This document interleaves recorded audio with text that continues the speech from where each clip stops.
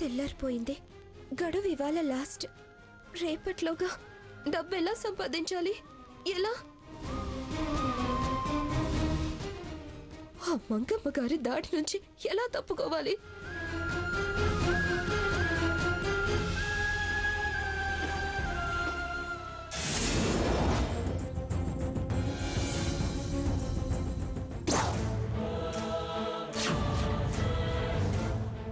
$50 లక్షలా?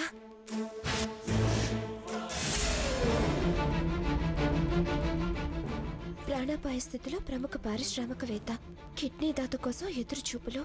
దాతకు 50 లక్షలు పారితోషికం. Spot payment.